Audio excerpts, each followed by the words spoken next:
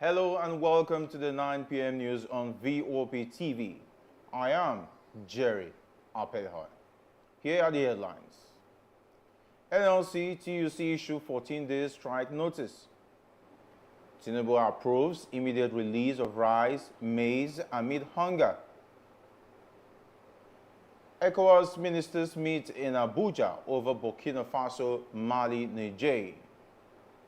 2004 WAFCON winner Godwin Ezealand dies at 81.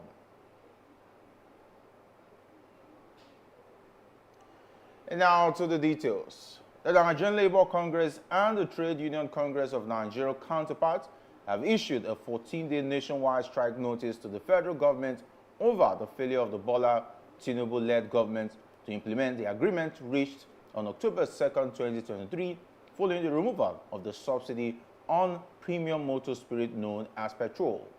Leaders of the NLC and TUC are sad that despite organized labor's efforts to ensure industrial peace, the government seems unperturbed by the mass suffering and hardship across the country. The October 2nd agreement was focused on addressing the massive suffering and the general harsh socio-economic consequences of the ill-conceived and ill-executed IMF World Bank-induced hike in the price of PMS and the devaluation of the naira. President Bola Tinubu has encouraged Nigerians to maintain a positive outlook on the country. Tinubu stressed that optimism about the country will eventually lead to success. The president said this in a speech during the launch of the 3,112 housing units under the Renewed Hope Cities initiative in the Federal Capital Territory. The president's comments come amidst an array of issues bedeviling the country, varying from biting economic hardship, inflation, rising cases of kidnapping for ransom, and a weakening local currency. Recall that on Monday through Tuesday, angry youths and women took to the streets of Minna, the Niger State capital, and Kano to protest what they described as the rising cost of living in the country. Similar protests also erupted in Ondo State, Nigeria's southwest. But Tinubu, in his keynote speech today, urged Nigerians not to look back but forward because they have a country that truly cares about them. Still with the president, Tinubu has approved the immediate release of 102,000 metric tons of rice and maize from the national food reserves in order to enhance the availability of food in the country.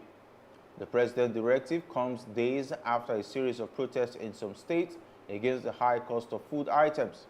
The Minister of Information and National Orientation, Mohammed Idris, disclosed this in a chat with journalists at the State House following a meeting of the Special Presidential Committee on Emergency Food Intervention on Thursday. Idris also noted that the government has suggested importing any deficiencies that may arise after the distribution of the food items. The minister indicated that the government will take suitable actions against individuals stockpiling food. He emphasized that during emergencies, it is necessary to implement immediate actions to guarantee the availability to Nigerians.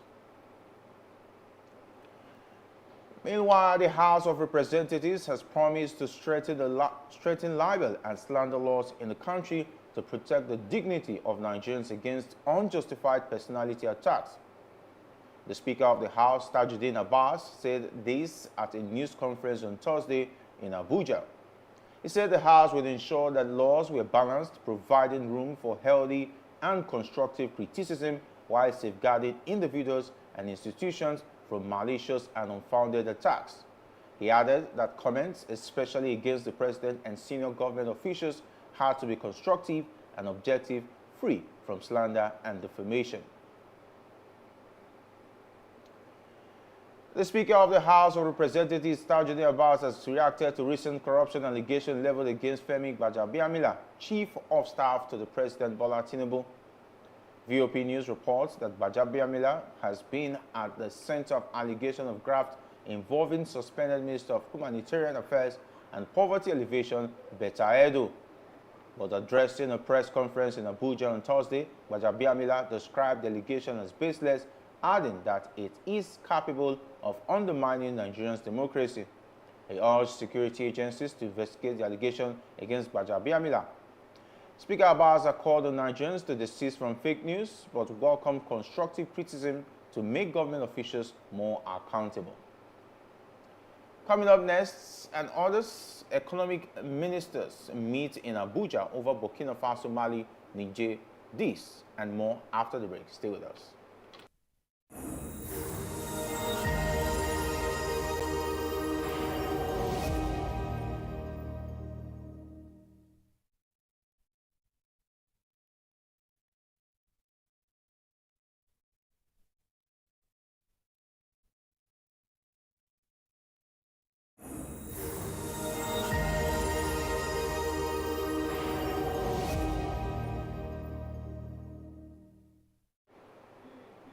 Welcome back and thanks for staying tuned.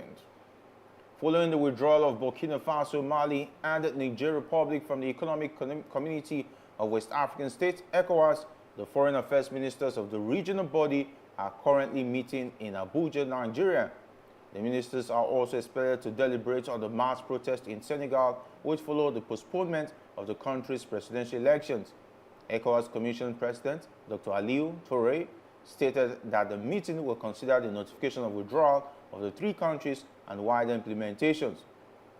According to reports, there have been three military-led West African countries had, on January 27th, announced their immediate withdrawal from ECOWAS, accusing the body of becoming a threat to its members. The National Agency for Food and Drug Administration and Control has said that the ban on production of alcoholic beverages in sachet and small volume PETs and glass bottles below 200 milliliters was a collective decision. The Director-General of the agency, Professor Mojisola Adeyeye, made this known in a statement she signed on Thursday in Abuja. She emphasized that the ban was a collective recommendation of a committee and listed representatives in the committee as well as the Federal Ministry of Health, NAFDAC, and the Federal Competition and Consumer Protection Commission. Other representatives are Association of Food, Beverage, and Tobacco Employers, and the Distillers and Blenders Association of Nigeria. She explained that the recommendation to ban these categories of alcohol was not hasty, as it had been a 5-year phase-out plan. 14 travelers abducted by gunmen in Kogi State on Saturday, February 3rd, have been freed. The news was confirmed by Kogi State Police Public Relations Officer SP William Ovie on Thursday evening. The abduction occurred on the Abuja-bound buses near Inele Eteke in Olala Maboro local government area. Armed bandits had hijacked the vehicles and whisked away 14 passengers, comprising of 12 from GIG and 2 from ABC. The abductors subsequently contacted the families demanding a ransom of 15 million naira for their release. It remains unclear whether any payment was made before the hostages were freed. Meanwhile, troops from 93 Battalion under 6 Brigade of the Nigerian Army has arrested a suspected female kidnapper while trying to pick ransom for an adopted victim in Taraba. They also apprehended a notorious gun runner dealing in arms and ammunition and supplying them to criminals within Taraba State and other parts of the country. The female suspect, it was learned, was married to a notorious criminal who is a second in command to late Hannah Tewase. Spokesperson of the Brigade, Lieutenant Oni Olubodunde, said the troops, working on credible intelligence on the activities of the arms dealer, arrested the suspect, Joshua Dutse Ida, who was 45. The deputy boss of Kwara State University, Malete, Alhaji Ayuba Abdullahi, on Wednesday night died while watching the semi-finals between Nigeria and South Africa in the ongoing AFCON. Nigeria won the match against South Africa by 4 goals to 2 on penalties after regulation time ended at 1-1. Sources close to the deceased, who spoke on condition of anonymity, said Abdullahi went to a sports center in the Songo area before he started feeling uneasy. The university's Director of Information, Dr. Saidat Aliyu, confirmed Abdullahi's death Aliyu, however, stated that the cause of death was yet to be ascertained by the management of the university. In the same vein, a member of the National Youth Service Corps serving in Adamawa State also reportedly died during the game. The Corps member, identified only as Samuel from Kaduna State, allegedly passed away just before the final kick, which secured Nigerians' win in the match. Coming up, business, entertainment, and sports. Stay tuned.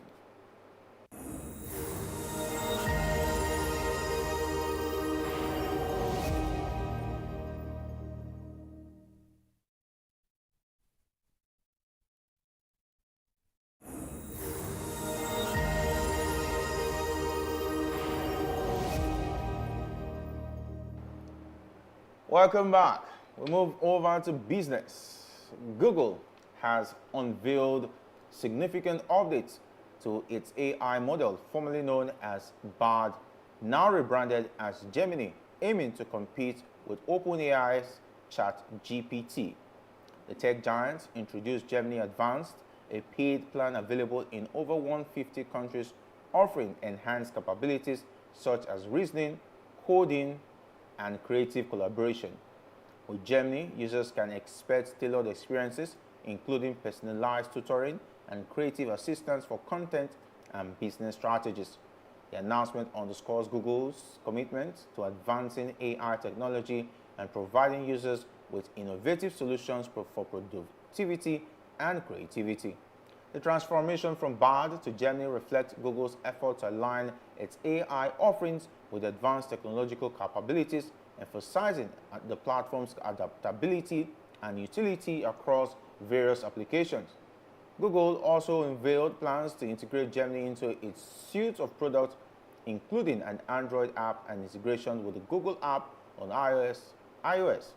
Moreover, the introduction of Gemini for Workspace signals Google's focus on empowering users with AI-driven productivity tools across the ecosystem. As Google expands its AI offerings, users can anticipate new opportunities for leveraging AI technology to enhance their daily workflows and achieve their goals.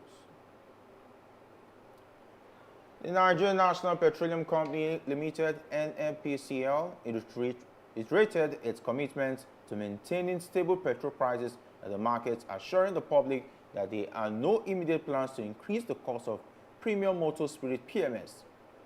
In a press statement, the NNPCL spokesperson urged motorists to refrain from panic buying, emphasizing the abundant availability of PMS across the country. The assurance comes amidst concerns over potential price hikes and aims to alleviate consumer anxieties while ensuring consistent access to fuel nationwide. The statement from NNPCL serves to quell rumors and provide clarity regarding the pricing of PMS, emphasizing the company's proactive stance in managing fuel supply and pricing dynamics. By reaffirming its commitment to price stability, NNPCL seeks to instill confidence in consumers and mitigate the impacts of speculative behaviors on fuel markets.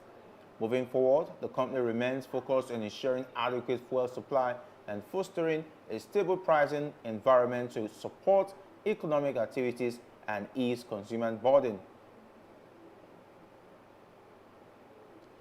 Meta, formerly Facebook, announces plans to introduce technology capable of detecting and labeling images generated by external artificial intelligence AI tools on its platforms, including Facebook, Instagram, and Threads.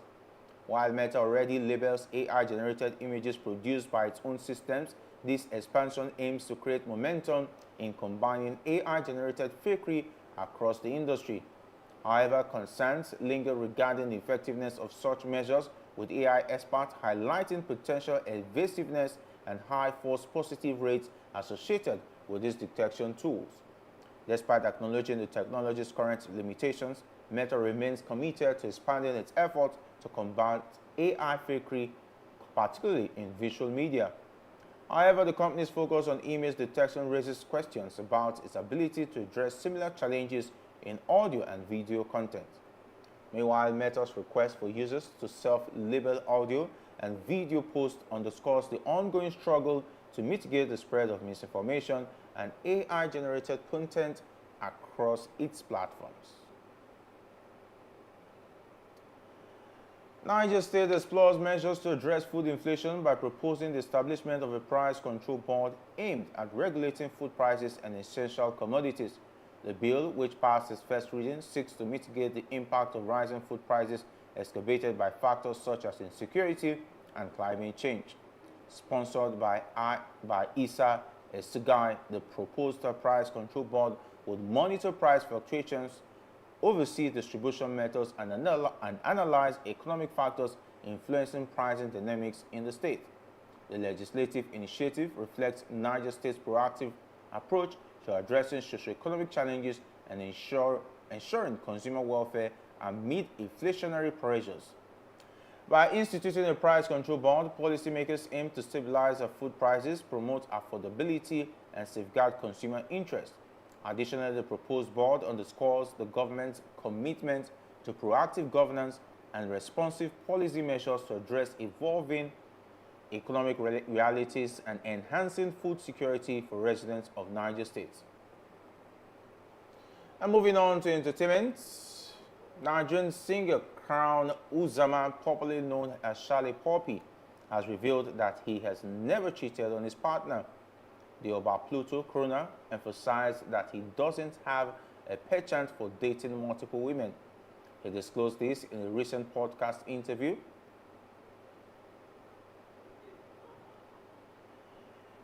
And away from that, we're Nigerian singer Inetimi Alfred Timaya Odon, popularly known as Timaya, has said he struggled to give up drug addiction.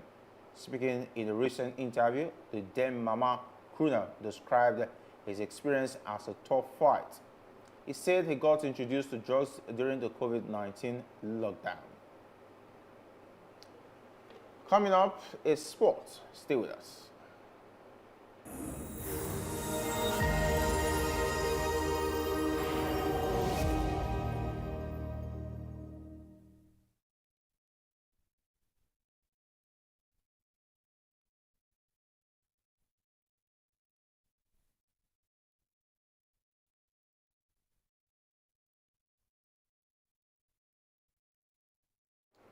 Finally, in sport, Joy Ogbone is rounded off a wonderful performance for Team Nigerian weightlifters at the just concluded Egypt 2024 African Senior Weightlifting Championship after she scooped all the 3 gold medals available in the 71 kg women's category on Wednesday in Ismaila, Egypt.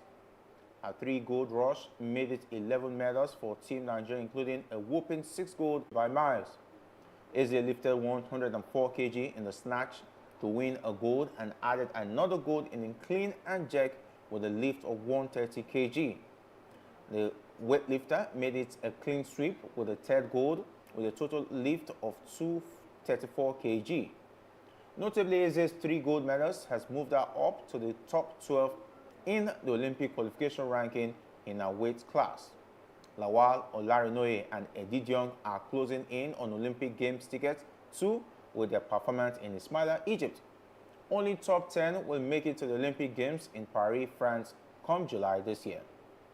Speaking with the press, the president of the Nigerian Weightlifting Federation, Dr. Ibrahim Abdul, praised the gallant efforts of the 4 weightlifters who all won medals for Nigeria and have boosted their return home to commence preparation for the African Games almost immediately as Nigeria chased record outing at the championship in Ghana. The Nigerian weightlifters will participate in another Olympic Games qualifier next month when the International Weightlifting Federation World Cup holds from March 31st through April 11th in Phuket, Thailand, which is the last qualifier before the Olympic Games. 2004 African Women's Cup of Nations winner and former coach of the Super Falcons, Godwin Ezelian, has died. The Women's African Cup of Nations winner in South Africa passed away on Wednesday at the University of Benin Teaching Hospital, UBTH, at the age of 81. Until his demise, he coached several club sides in Nigeria and was the coach of the then Midwest team that played against Pele of Brazil in the Unification Cup at the Samuel Ogbemudia Stadium, Benin City. He was a former head coach of Benel Insurance FC, trained in Germany as a football coach. Late Ezelian won a lot of laurels for Nigeria during his days as a coach. He was also head coach of Edo Queens FC. He also played for the then Green Eagles, under coach Alabi Aisien. He won the prestigious African Women CAF Cup with the Super Falcons in South Africa years ago. It's reported that the Nigerian Football Federation owed him $12,000 since 2004 and has not been paid till his death. And that's it on the news at 9 on VOP TV.